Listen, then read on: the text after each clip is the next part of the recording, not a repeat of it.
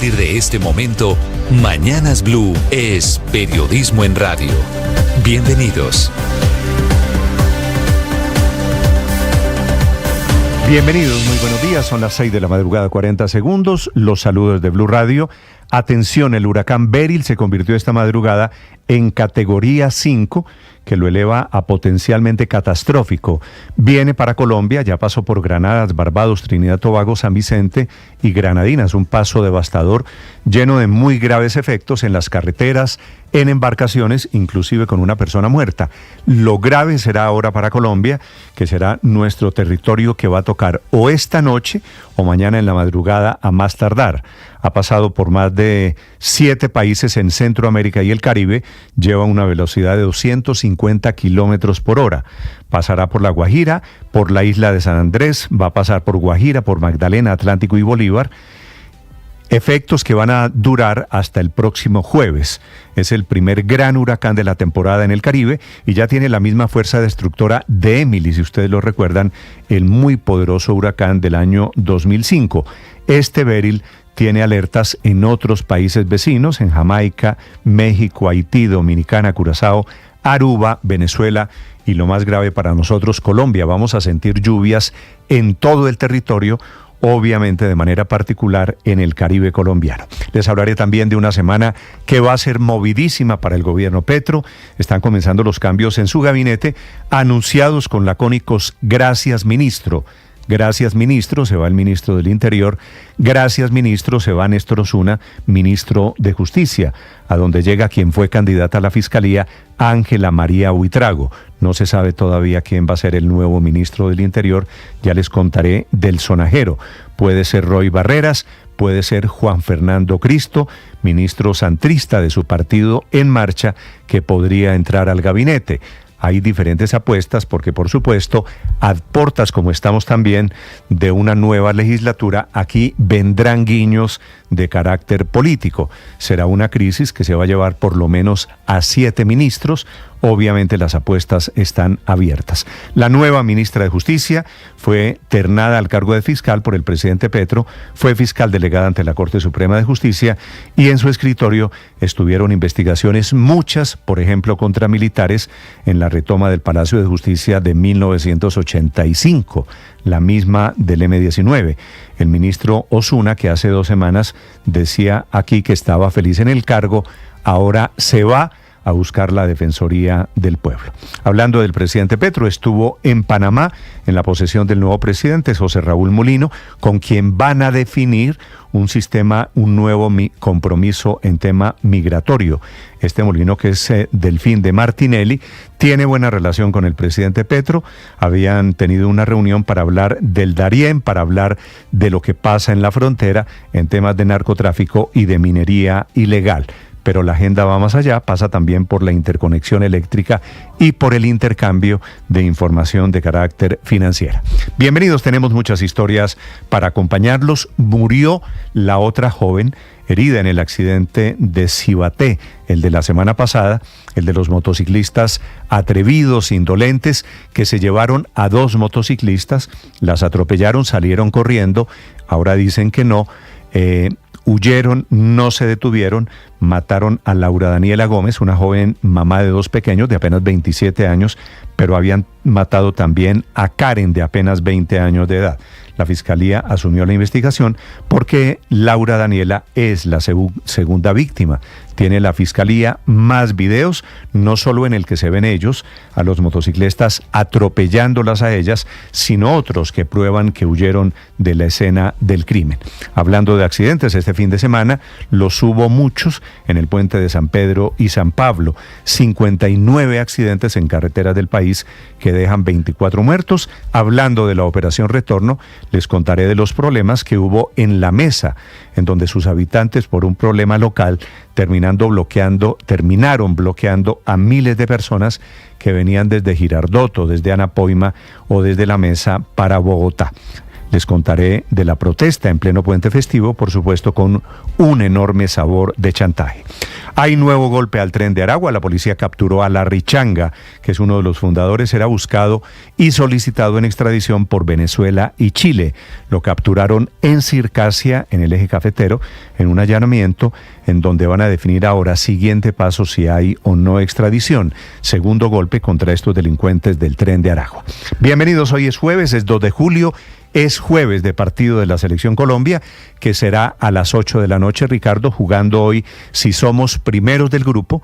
De ahí definimos si vamos ya, anoche Panamá le ganó a Bolivia, si vamos con Panamá, que sería lo ideal, o si perdemos con Brasil, iríamos contra la poderosa selección de Uruguay. Hola, Néstor, feliz mañana para todos. Usted lo ha dicho, si perdemos. El empate, incluso frente a Brasil en la noche de hoy en Santa Clara, California, le valdría a Colombia para ser primera de la zona. Y sí, esos serían los emparejamientos.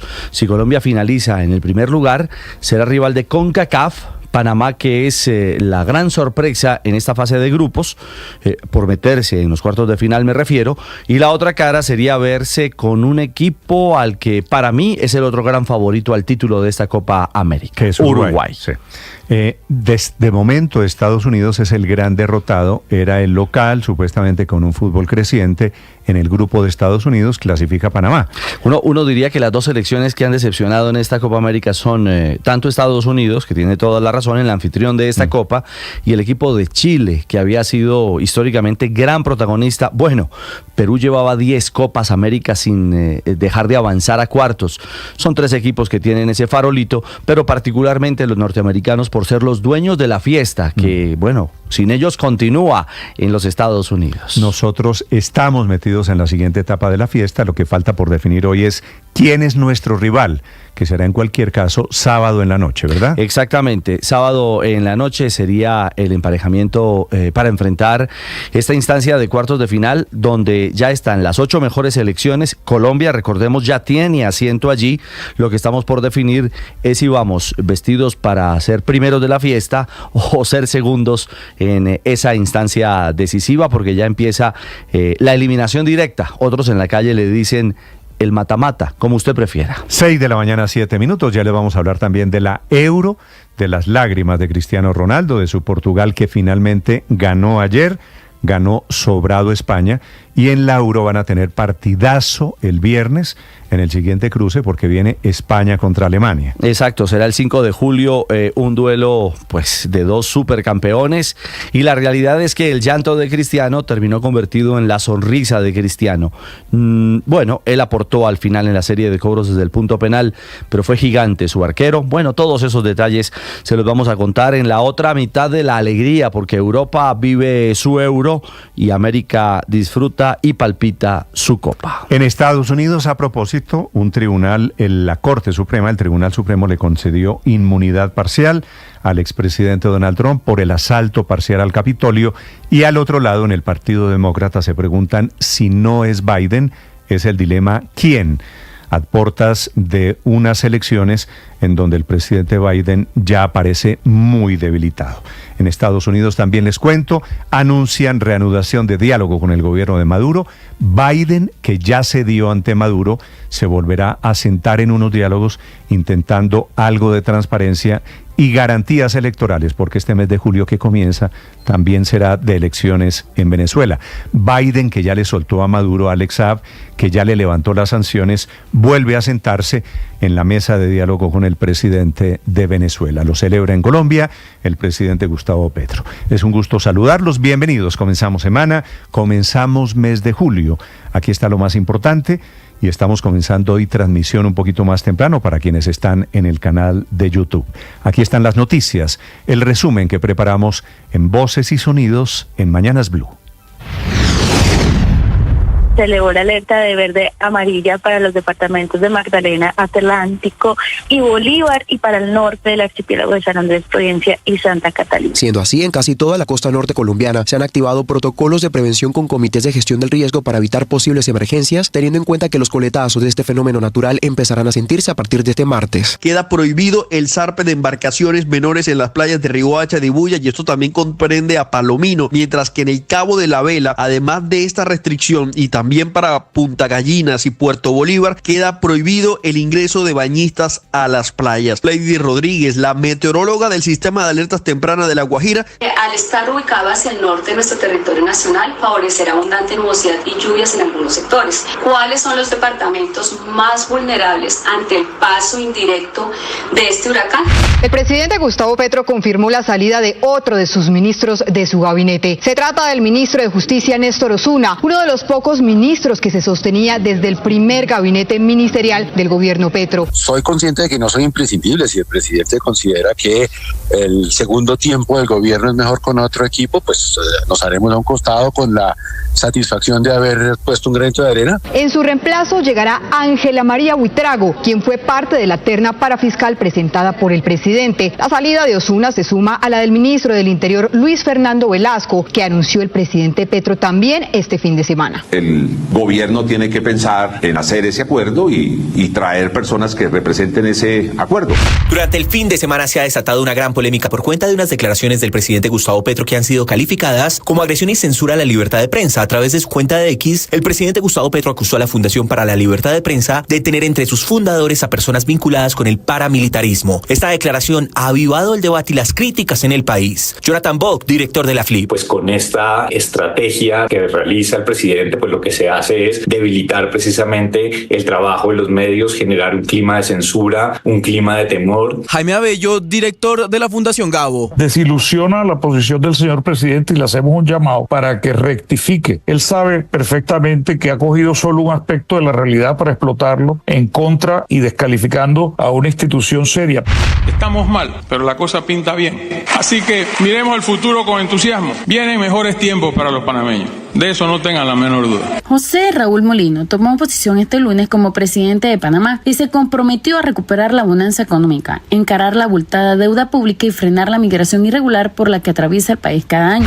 Previo a la posesión de José Raúl Molino como presidente de Panamá, el mandatario colombiano Gustavo Petro sostuvo un encuentro con su homólogo panameño en donde se abordaron distintos temas en común por parte de ambos países, como la migración por el tapón del Darién. Entre los compromisos anunciados por los dos gobiernos se encuentra un plan binacional para la zona selvática del Darién, que dicen los gobiernos se dialogará con las comunidades étnicas afectadas por esta crisis migratoria humanitaria. El ministro de Relaciones Exteriores, Luis Gilberto Murillo.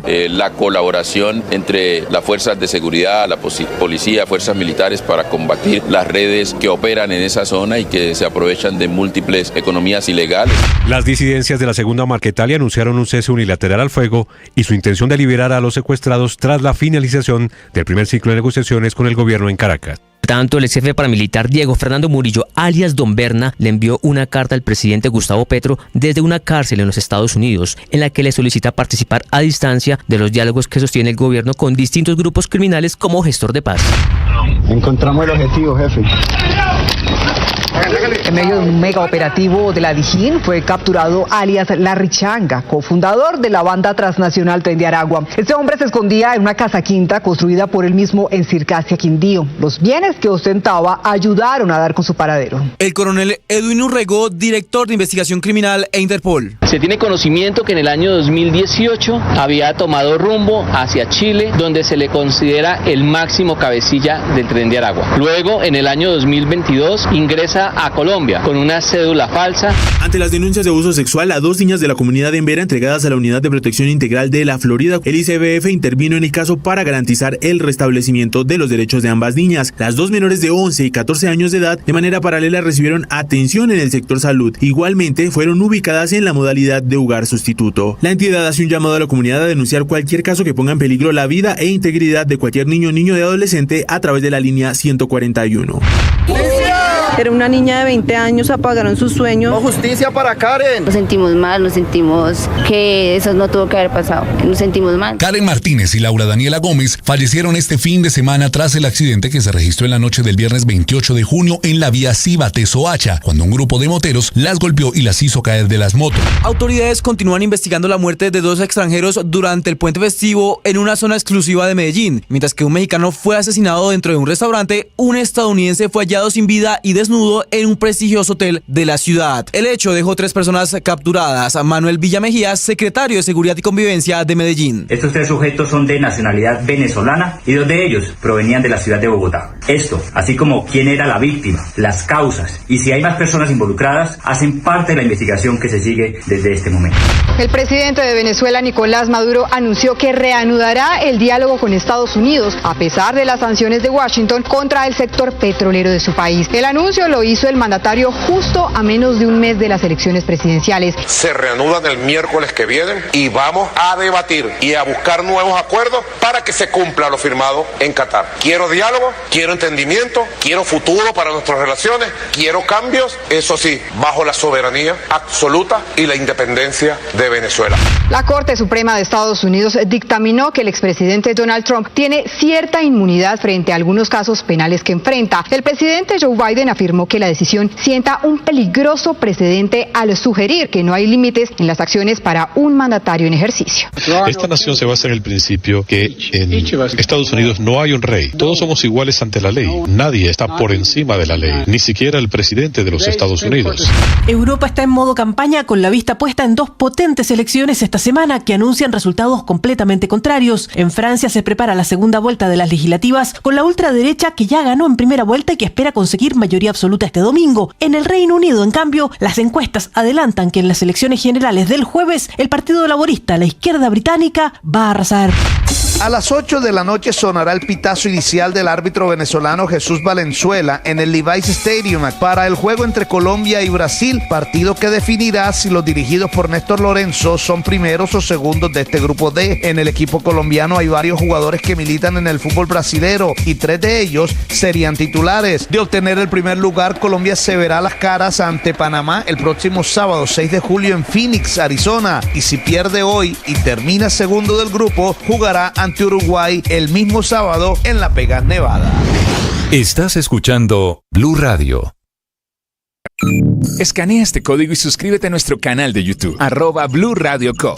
Y disfruta y participa de la programación de Blue Radio. Blue Radio, le ponemos cara a la radio. Blue Radio, la alternativa. En Blue, la Conmebol Copa América USA 2024 suena diferente. Hay nómina de Colombia. Medio oficial de la Conmebol Copa América Estados Unidos 2024. Con tanto amarillo, azul y rojo y tanto aliento para nuestra selección Colombia. Ya vamos al terreno de juego. Qué intensidad en ataque Colombia, Castela.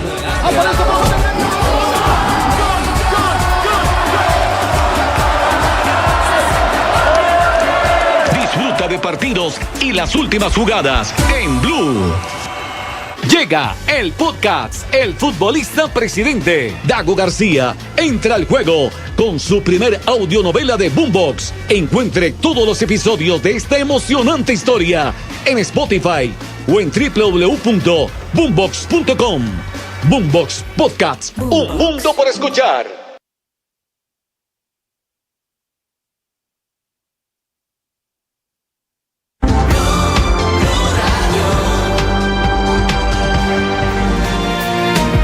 Seis de la mañana, 18 minutos. El partido de hoy, Colombia-Costa Rica, Colombia-Brasil. Sí. Colombia-Costa Rica fue el viernes.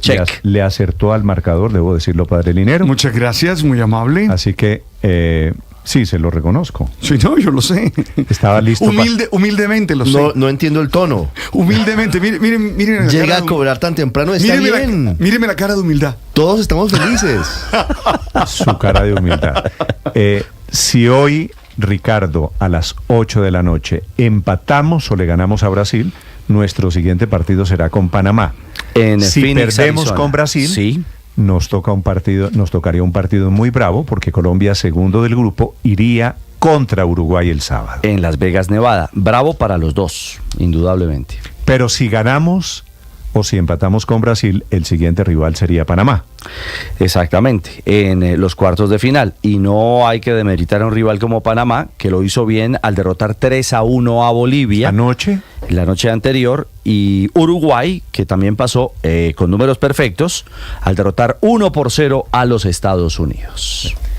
¿Usted se imagina ese otro cuarto? Pero si Brasil-Uruguay. Si le ganamos a Panamá, a ver, si vamos por el lado fácil, con partido Panamá el sábado, nuestro siguiente rival sería Uruguay seguramente. O Brasil. O Brasil otra vez, porque, ya en semifinal. Claro, porque esos dos equipos, en caso de que se dé el escenario de que Colombia pase hoy primera de su grupo, en cuartos de final, usted lo ha dicho, Colombia-Panamá.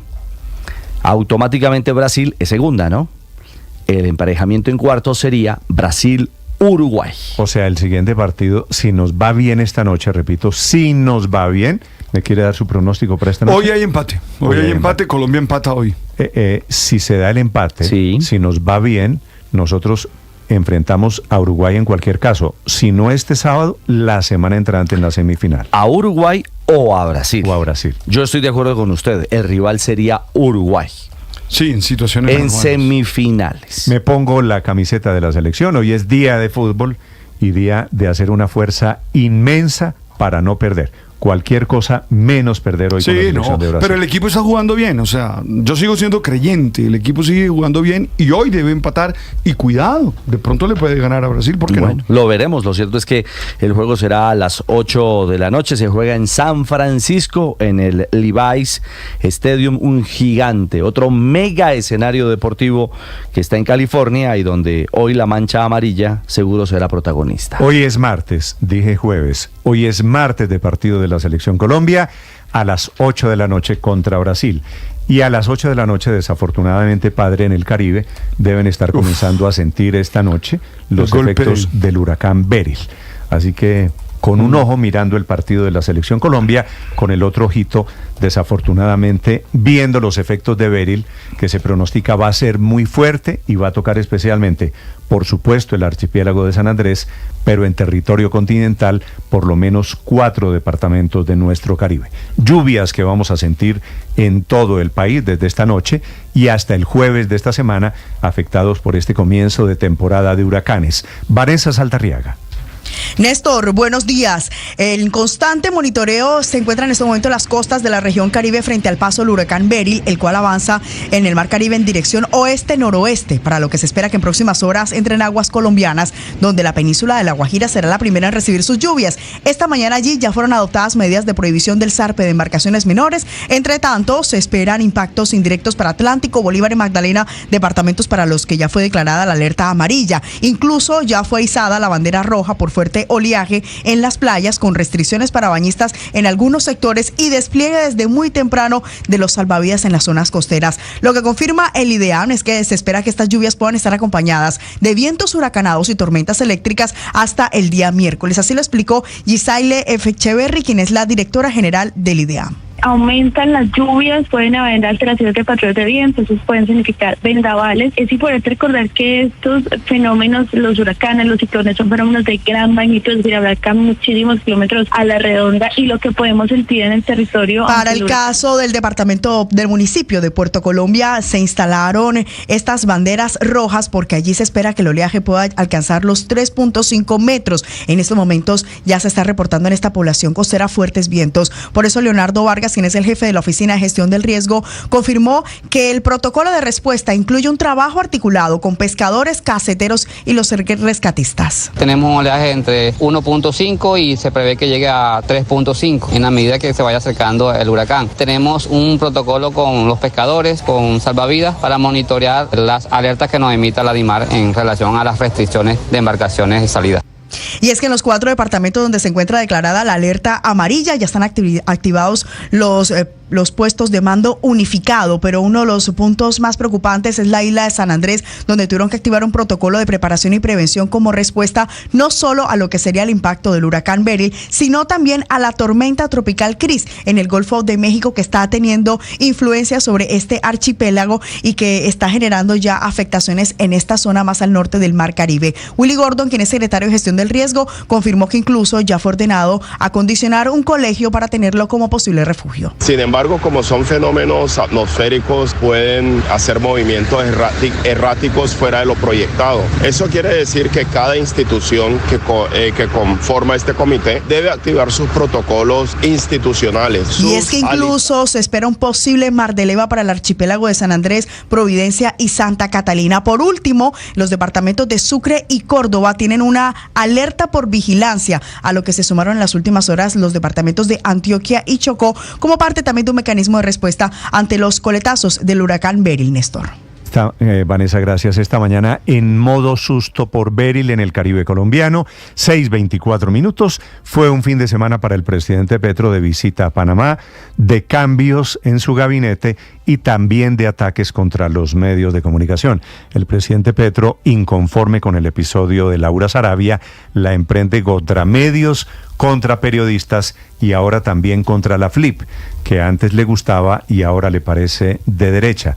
La FLIP es la Fundación para la Libertad de Prensa. Pablo Arango. Néstor, ¿qué tal? Muy buenos días. Durante el fin de semana se ha desatado una gran polémica por cuenta de unas declaraciones del presidente Gustavo Petro que han sido calificadas como agresión y censura a la libertad de prensa. A través de su cuenta de X, el presidente Gustavo Petro acusó a la Fundación para la Libertad de Prensa de tener entre sus fundadores a personas vinculadas con el paramilitarismo. Esta declaración ha avivado el debate entre quienes defienden la independencia de la organización, una entidad creada hace 28 años por Gabriel García Márquez y otros periodistas, y aquellos que fomentan una espiral de odio contra los medios de comunicación y reporteros. Algunos de los mensajes del presidente Gustavo Petro señalan: ¿Y cuándo la FLIP de Pacho Santos defenderá a la ciudadanía contra la calumnia vestida de información? Pues tuvieron entre sus fundadores a alguien que se acusa de conformar grupos paramilitares. Los grupos paramilitares cometieron crímenes contra la humanidad en Colombia. Desde la Fundación para la Libertad de Prensa insisten en que las acusaciones del presidente son delicadas y peligrosas. Jonathan Bock, director de la FLIP en Noticias Caracol Ahora. Pues con esta estrategia que realiza el presidente, pues lo que se hace es debilitar precisamente el trabajo de los medios, generar un clima de censura, un clima de temor, donde pues además hay que reiterar nuevamente que estamos en una coyuntura de violencia contra periodistas. En los últimos 19 meses han sido asesinados 5 periodistas por razones de su oficio. Jaime Abello, director de la Fundación Gabo y partícipe de la creación de la FLIP, criticó duramente la estrategia del presidente Petro. Desilusiona la posición del señor presidente y le hacemos un llamado para que rectifique. Él sabe perfectamente que ha cogido solo un aspecto de la realidad para explotarlo en contra y descalificando a una institución seria. Pero aparte de eso hay una cantidad de seguidores que le creen a pies juntillas, que se han convertido ahora en atacantes en redes del prestigio de una organización que es un orgullo para el periodismo colombiano. La Fundación para la Libertad de Prensa insiste en una reunión con el mandatario que, según la carta emitida por esta entidad, en 3 oportunidades no se ha podido concretar. Ana Bejarano, periodista, aseguró que lo que está buscando Petro es generar odio. Las palabras del presidente son importantes y tienen efectos, digamos, en hechos reales. Se traducen en ese desprecio que estamos viendo contra la prensa. Se puede hacer ambas cosas. Se puede discutir sobre estándares periodísticos y sobre sesgos periodísticos sin poner en riesgo pues a un gremio. Recordemos que toda esta situación se generó por los cuestionamientos que recibió en días recientes el hermano de Laura Sarabia, mano derecha del presidente Petro, que defendió a la funcionaria y aseguró que esto provocó la hospitalización de la directora del Departamento Administrativo de la Presidencia. El más reciente parte médico de Sarabia establece que está bajo observación del equipo médico asistencial y que se encuentra estable y que su condición de salud no compromete su vida. Pablo Arango Robledo, Blue Radio. Ricardo Ospina es periodista. Está en Mañanas Blue. Son las 6 de la mañana y 28 minutos. Comenzó a cuentagotas el cambio de gabinete del presidente Gustavo Petro a pocos días de llegar a la mitad de su mandato el próximo 7 de agosto. Como estaba previsto, el primer cambio que anunció el presidente fue el de su ministro del Interior, Luis Fernando Velasco, a quien le agradeció por su trabajo durante un poco más de un año al frente de la cartera política. Antes había estado Alfonso Prada. En el mismo mensaje, el jefe de Estado dijo que el próximo ministro del Interior realizará, dice el presidente, los contactos necesarios para que se concrete el poder constituyente en este o en el próximo gobierno. La salida de Luis Fernando Velasco implica por ahora la salida del gabinete de la participación de un sector liberal que se sumó a la campaña de Gustavo Petro, pero que tiene lazos fuertes con el centro político. Por eso la gran incógnita es si el próximo ministro será alguien perteneciente al mismo sector, al mismo espectro. En principio, el hoy embajador en Reino Unido, Roy Barreras, quien ha sonado mucho para ese cargo, ha descartado la posibilidad de venir a Colombia a asumir un cargo ministerial, entre otras cosas porque el tiempo de ejercicio sería muy corto para quienes tienen aspiraciones presidenciales, toda vez que tendría que renunciar en el mes de marzo del próximo año. Sin embargo, en el sonajero para conocer al nuevo ministro de la Política, no se descarta que llegue un hombre cercano al expresidente Juan Manuel Santos. Por eso se ha ventilado el nombre del exministro que ya había asumido esa misma cartera durante el gobierno Santos, Juan Fernando Cristo. El otro cambio que hasta ahora ha confirmado el presidente Gustavo Petro es el del ministro de Justicia, de donde sale Néstor Osuna y llega Ángela María Buitrago, jurista y académica de la Universidad Externado de Colombia, fue fiscal delegada ante la Corte Suprema de Justicia, fue integrante de la terna a fiscal general de la Nación en la que fue elegida Luz Adriana Camargo y formó parte de la Comisión Internacional que investigó la masacre de Ayotzinapa en México. Néstor Osuna podría asumir un cargo diplomático o eventualmente sería eternado para la Defensoría del Pueblo. Esos cambios, los dos que hasta ahora se anuncian, son clave para lo que viene en el Congreso de la República. Vienen reformas fundamentales que necesitan un oxígeno en la persona encargada de las relaciones con los partidos y movimientos políticos, y por eso se da la salida de Luis Fernando Velasco. No se descarta que también tenga algo que ver con el ruido que se ha generado en torno a su mención en el escándalo de carrotanques de la Unidad de Gestión de Riesgo con Olmedo López y Sneider Pinilla.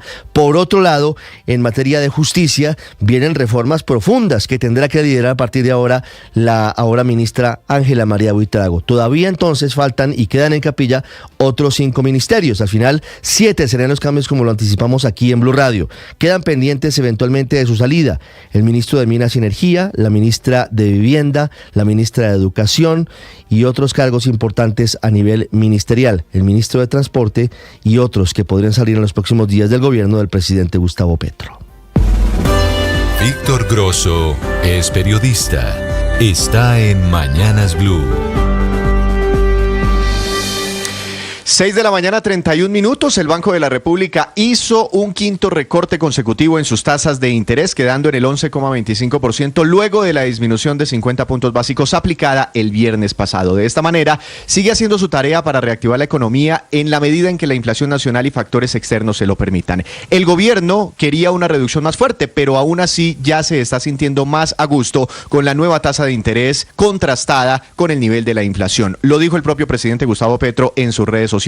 Pero él sabe que la economía no se reactiva únicamente a punta de tasas de interés. Se necesita desde la política pública un plan de choque o de reactivación, como desde hace un año lo vienen pidiendo sectores empresariales. Es así como el presidente Petro confirmó que presentará un paquete de reactivación el próximo 20 de julio, con la inversión forzosa como eje central, un tema que cada vez se mete más en su cabeza. Para él, esto mejoraría la situación financiera de los bancos y sería una medida transitoria que tendría una vigencia de apenas 2 años para dirigir recursos hacia la industria y la vivienda principalmente. Pero, ¿qué es una inversión forzosa? El gobierno no ha entregado detalles definitivos sobre cómo se implementaría, pero en la práctica buscaría obligar a los bancos a prestarle cierto porcentaje de la plata que tenemos ahorrada todos los colombianos en esas entidades a ciertos segmentos de la economía. Hoy la cartera crediticia es de unos 686 billones de pesos. Inclusive, el presidente Petro ha propuesto que los bancos comerciales le den la plata a él o al gobierno para que sea el sector público quien haga los préstamos y tiempo después el gobierno le regresaría el dinero a los bancos.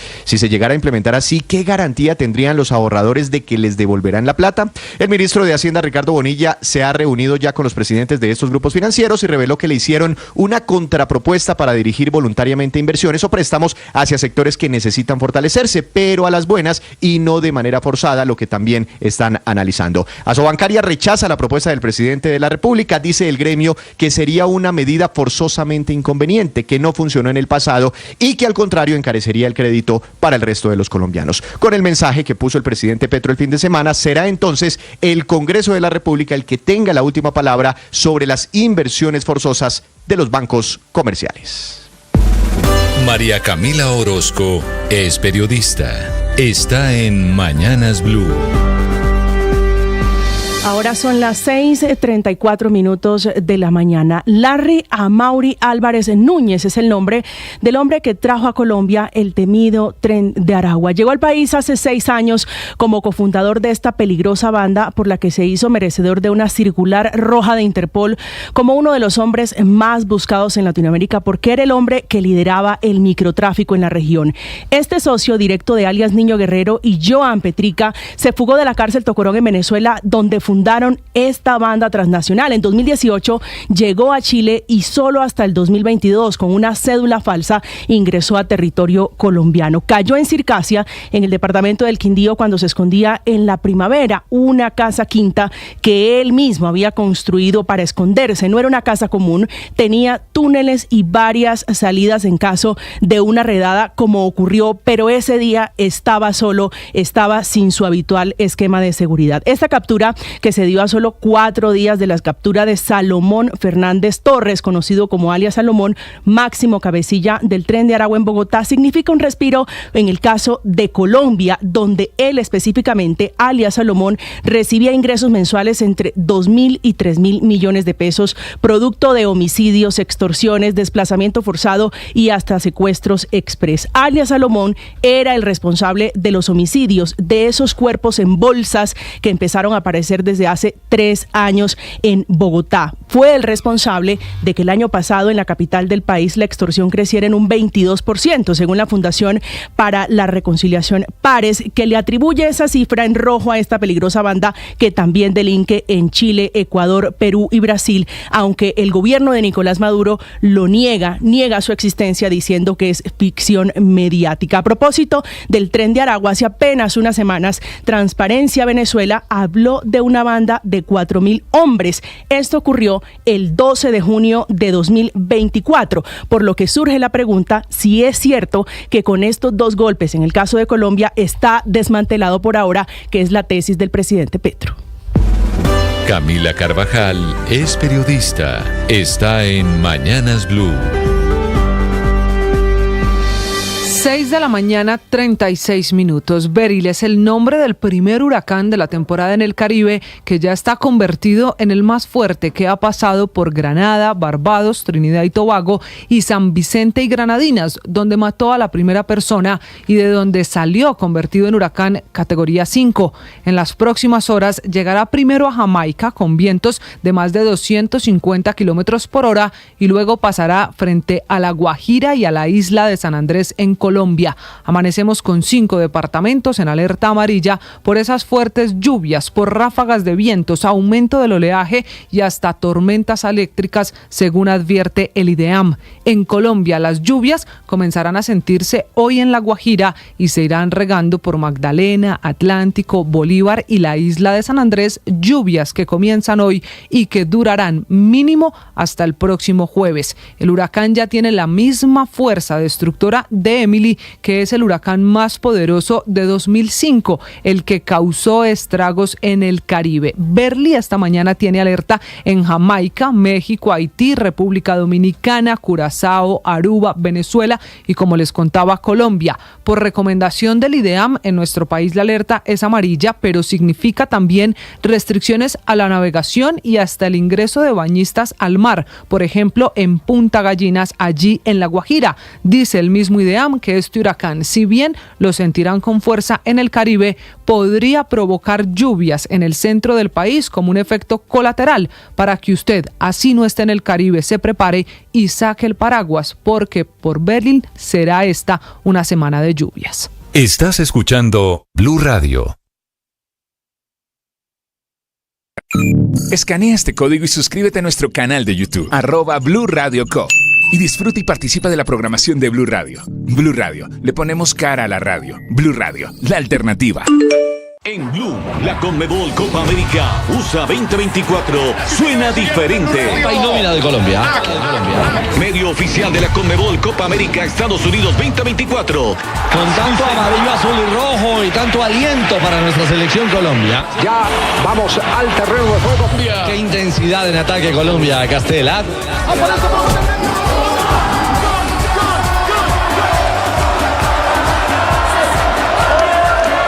Disfruta de partidos y las últimas jugadas en Blue. Hola, ¿cómo están? Yo soy Juanita Kremer de Boombox y los invito a que no se pierdan nuestro podcast El Futbolista Presidente. Es una audionovela escrita por Dago García, 2 episodios de 10 minutos, les va a encantar. Combina 2 temas que nos encantan a los colombianos, fútbol y política. No se lo vaya a perder, recuerde, en Spotify y boombox.com. Llega el podcast El Futbolista Presidente. Dago García entra al juego con su primer audionovela. Esta es Blue, más que radio.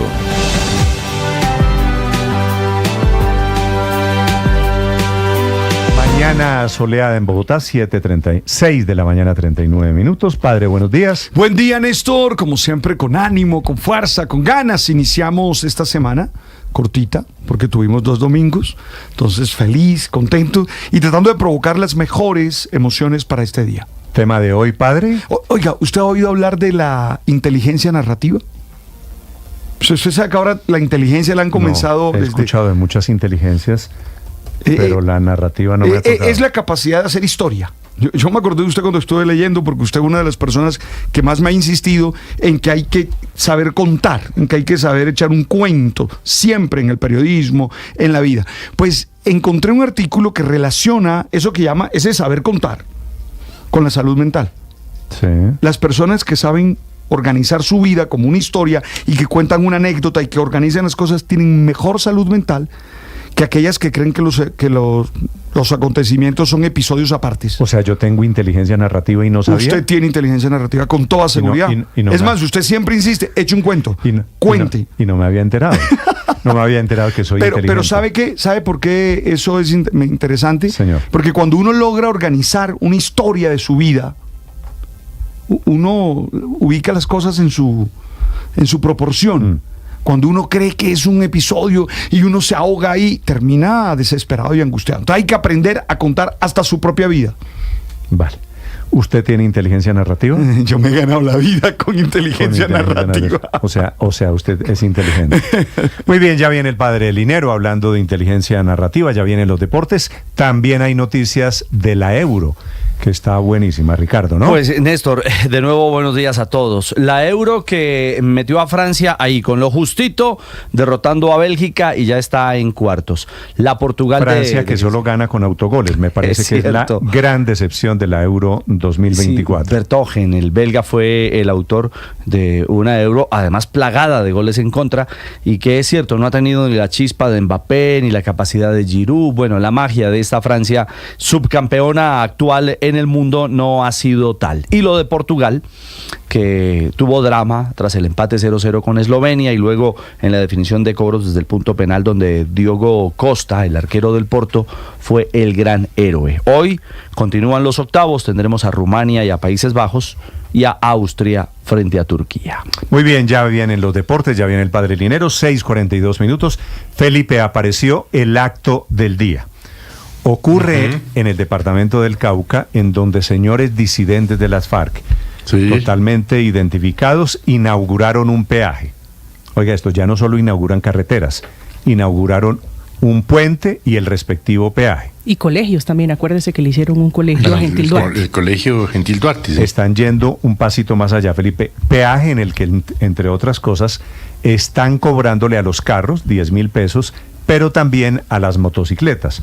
Usted sabe lo que es en zona rural en el departamento del Cauca, ¿no? Los señores disidentes de las FARC ejerciendo como Estado, haciendo actos públicos ante la mirada de todos, aplaudiendo, inauguran el puente, inauguran el peaje para pasar por el puente y el Estado o el gobierno o la ciudadanía los aplauden.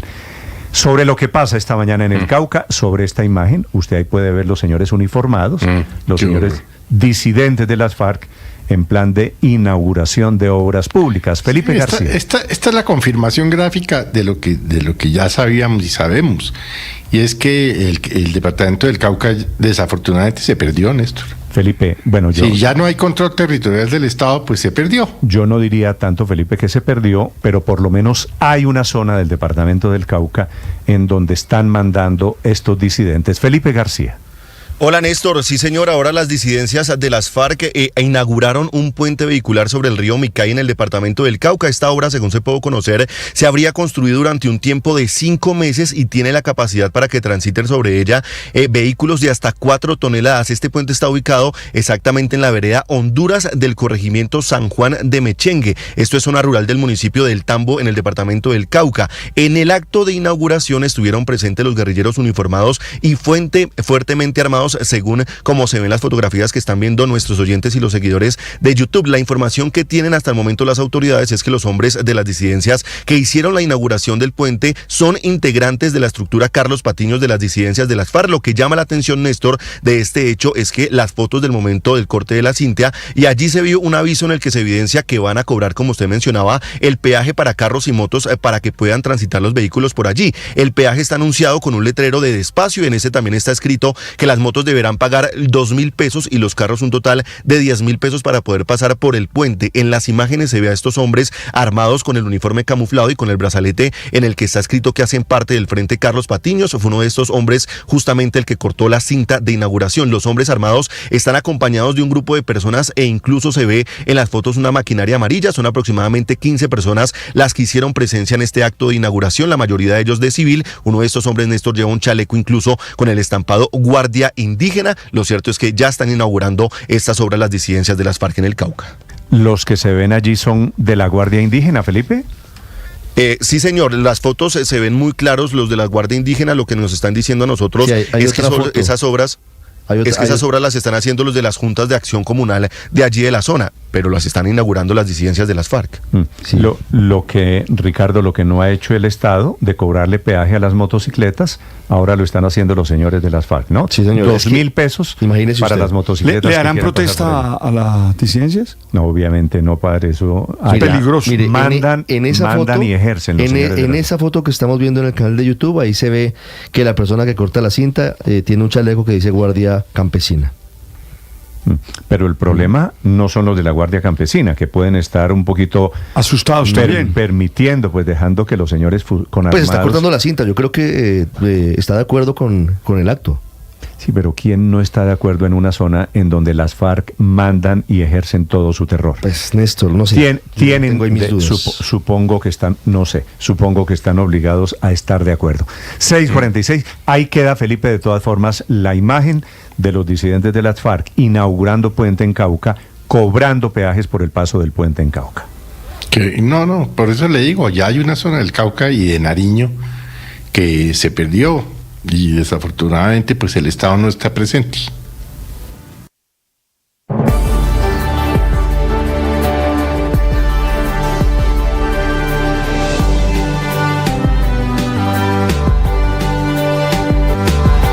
En Estados Unidos, el máximo tribunal, la Corte Suprema, le da un triunfo parcial al expresidente Donald Trump, le concede una inmunidad parcial sobre el asalto al Capitolio, que fue el gran episodio hace 3 años y medio con el cual terminó su mandato. Un asalto al Capitolio permitido, conestado por la Casa Blanca. Al otro lado, los demócratas discuten esta mañana si no es Biden, ¿quién puede ser el candidato de su partido para las elecciones del próximo mes de noviembre? César Moreno. Hola Néstor, muy buenos días para usted y para todos los oyentes de Blue. La Corte Suprema de Estados Unidos estableció ayer que el expresidente Donald Trump solo tiene inmunidad absoluta, total, cuando se trata de decisiones tomadas en su papel constitucional, es decir, cuando ejerce como presidente, pero no cuando se trata de decisiones privadas. Esto ocurre después, como usted lo decía, de que Trump reclamase ser inmune en el juicio donde se le acusa de intentar revertir el resultado electoral en las elecciones del 2020, donde ganó Joe Biden y se produjo ese asalto al Capitolio. Trump en ese momento fue acusado ante una corte federal de Washington de conspirar para anular las elecciones, uno de los varios casos penales que enfrenta como acusado. También el expresidente pidió al máximo tribunal que esa acusación fuera desestimada, alegando que los expresidentes de Estados Unidos, algo muy parecido a lo que decía Richard Nixon, son inmunes a ser procesados por actos oficiales que llevaron a cabo estando en el cargo. Sin embargo, este dictamen del máximo tribunal norteamericano no aclara si las decisiones que tomó Trump durante los días posteriores a las elecciones que perdió son de rango constitucional o fueron privado. Y aquí las conversaciones que él mantuvo con su fiscal y también que mantuvo con su vicepresidente. Los juzgados inferiores habían rechazado este reclamo de inmunidad, lo que lo llevó a solicitar la intervención de la Corte Suprema, que tiene una mayoría conservadora de 6-3 votos. Ahí se incluyen 3 jueces, Néstor, que el mismo Trump nombró.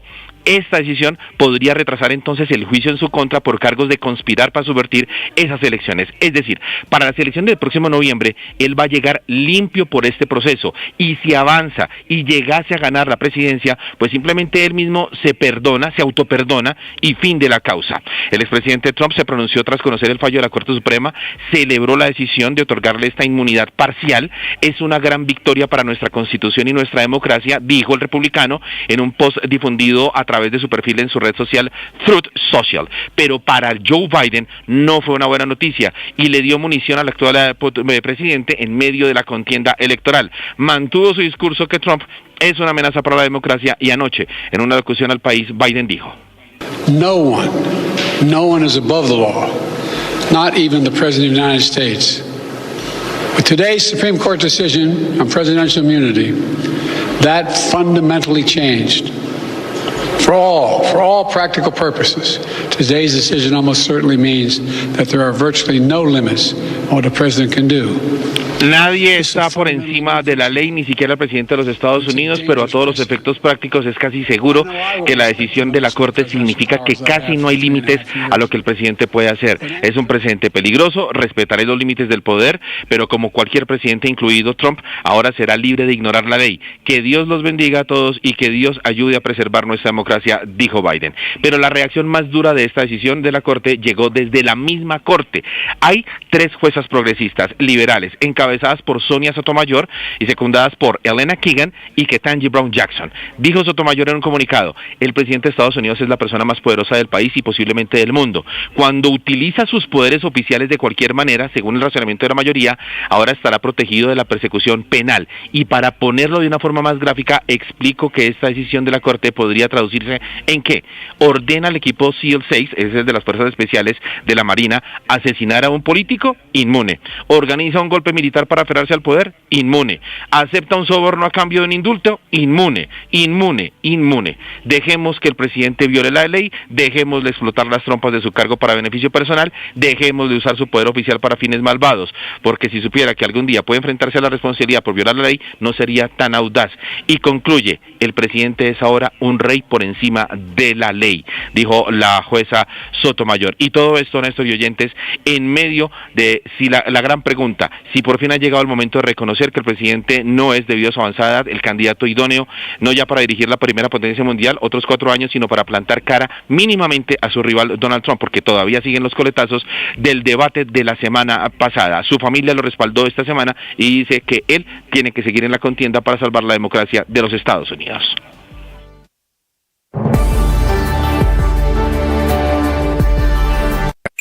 Escanea este código y suscríbete a nuestro canal de YouTube, @Blue Radio Co. Y disfruta y participa de la programación de Blue Radio. Blue Radio, le ponemos cara a la radio. Blue Radio, la alternativa. En Blue, la Conmebol Copa América USA 2024 suena diferente. Copa y nómina de Colombia. Medio oficial de la Conmebol Copa América Estados Unidos 2024. Con tanto amarillo, azul y rojo y tanto aliento para nuestra selección Colombia. Ya vamos al terreno de juego. Qué intensidad en ataque Colombia, Castela.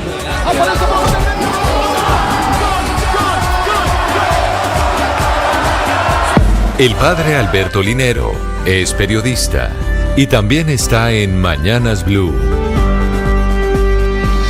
6 de la mañana, 53 minutos.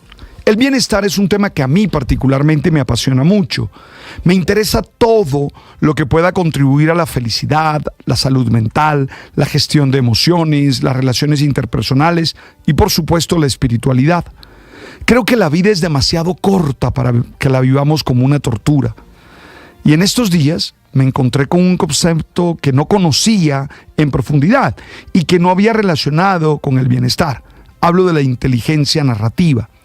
Esta se entiende como la capacidad de comprender, crear y usar historias de manera efectiva para comunicarnos, aprender y resolver problemas. Debo decir que yo he estado rodeado de buenos contadores de historia, desde aquellos que en una esquina de mi región juntan personas para hipnotizarlos con sus palabras untadas de magia, hasta los grandes cronistas y narradores del Caribe con quienes he sido amigo.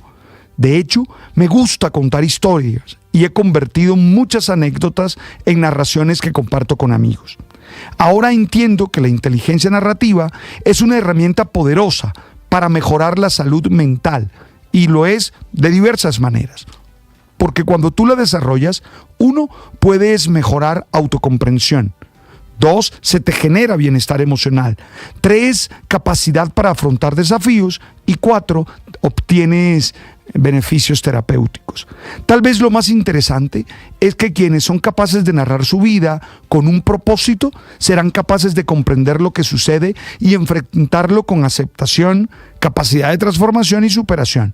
Vivir los acontecimientos como situaciones aisladas nos impide descubrir las relaciones de sentido que tienen y el todo que forman.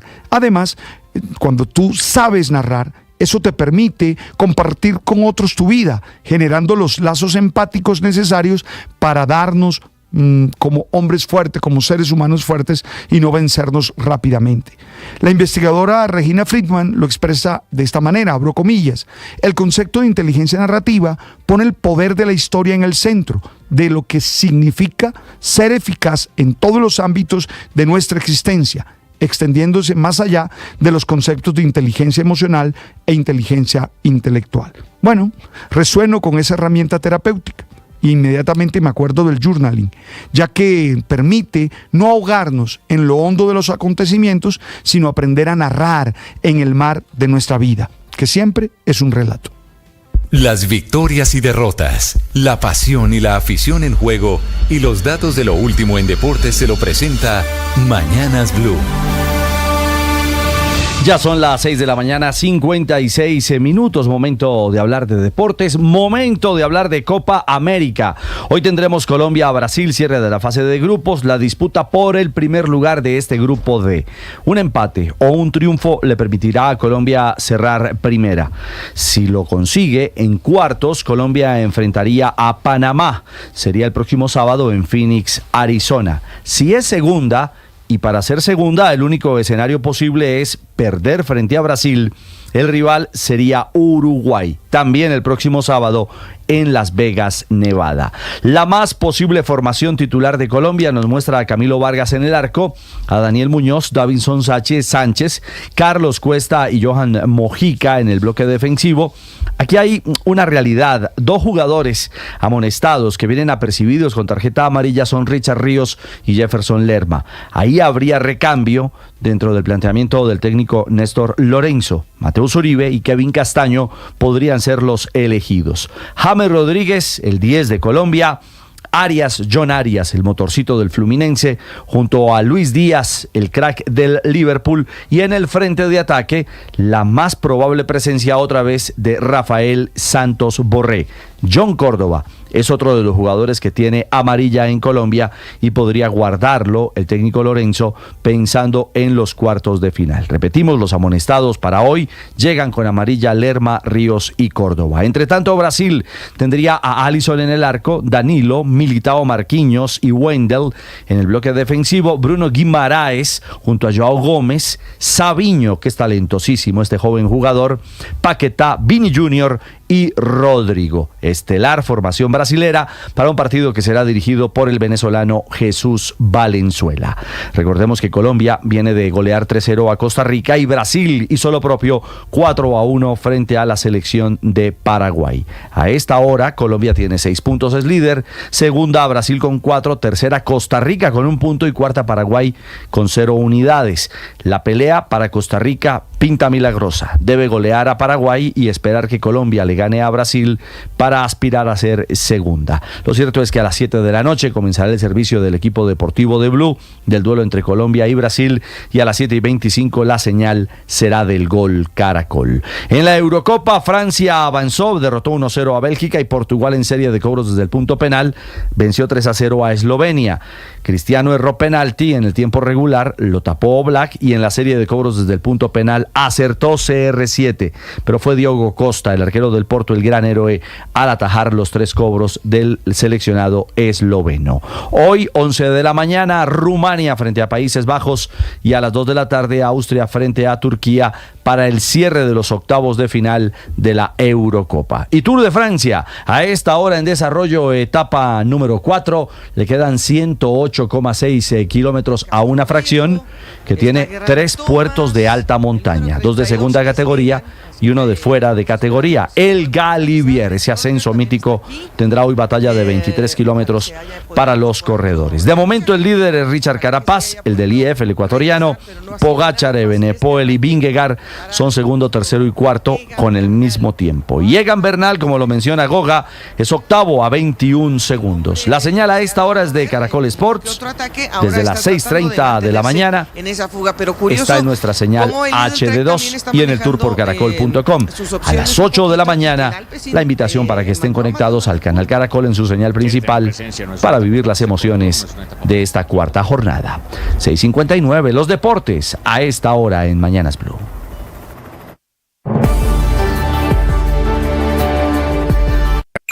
Escanea este código y suscríbete a nuestro canal de YouTube, @Blue Radio Co.